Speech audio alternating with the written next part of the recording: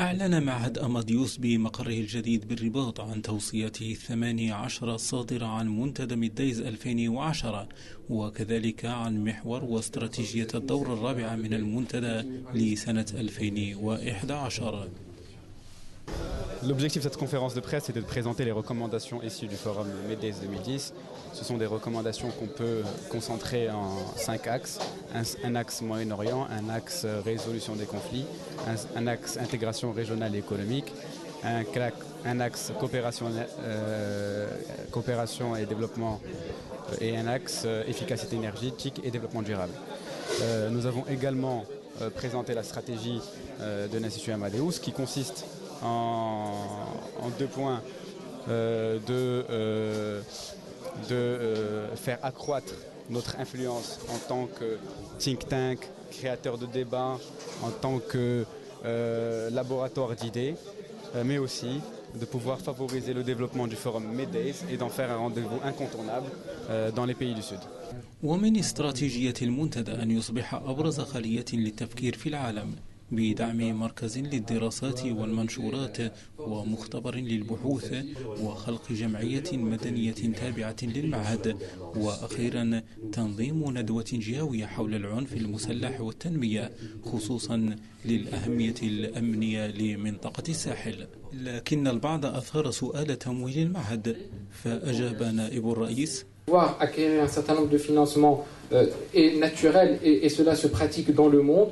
Ensuite, je voulais essayer de vous montrer la slide des MEDES où vous verrez les 25 sponsors du forum MEDES. Tout est transparent. Nous avons des rapports annuels de chaque forum, de chaque activité annuelle de l'Institut. Vous avez l'ensemble du financement qui est tout à fait transparent, financement avec lequel nous vivons. Alors, je ne le cache pas, aujourd'hui, Brahim le disait, nous vivons à 100% grâce aux sponsors et en particulier les sponsors du forum MEDES. Donc nous essayons de développer des partenariats financiers exclusivement pour la recherche et nous allons répondre dans les mois à venir, entre autres, à des appels d'offres des institutions européennes et internationales pour pouvoir financer nos travaux de recherche. Donc ça, c'est un point important. Et puis pour revenir sur la question tunisienne, égyptienne, étant donné que j'ai présenté notre stratégie 2011, vous me voyez dire que notre stratégie reposera sur les conflits actuels, ceux de la Tunisie, ou ce qui se passe aujourd'hui en Tunisie ou en Égypte. Nous, notre stratégie repose sur des thématiques, sur des axes sectoriels. Nous les avons présentés, nous sommes spécialisés. Bien évidemment que nous sommes sensibles à ce qui se passe en Tunisie et en Égypte. Nous y reviendrons, nous analysons ces travaux. Sur nos différentes publications, vous retrouverez des points sur ces questions-là, mais elles sont basées sur une logique de recherche que nous avons développée et structurée. Mais après, nous ne réagissons pas sur le chaud, nous réagissons à travers des actions de recherche.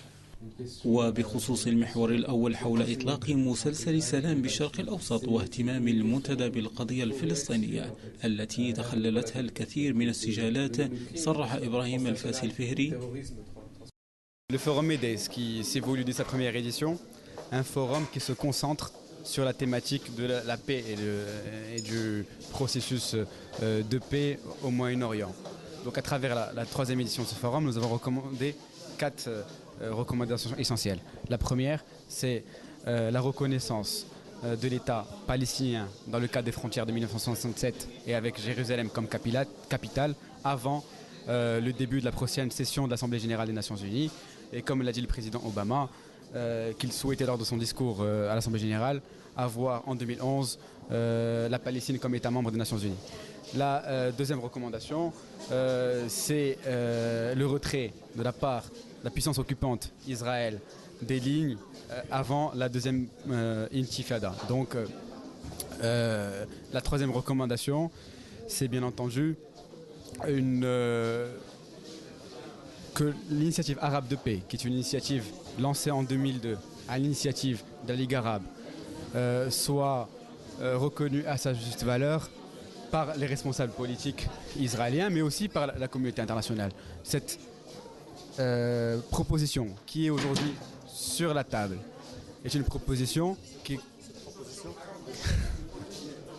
Cette proposition qui est aujourd'hui sur la table et qui reste d'actualité est une proposition qui a été faite par les pays arabes en prenant en considération l'ensemble des demandes d'Israël.